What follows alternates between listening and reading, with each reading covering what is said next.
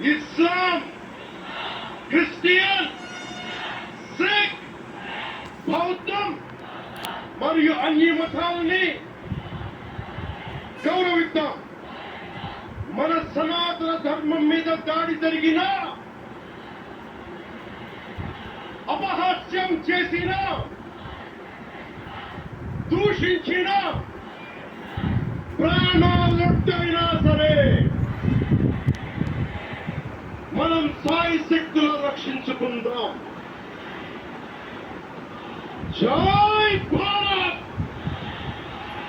జై హింద్, జై హింద్, జై హింద్. ఓం నమో నారాయణ.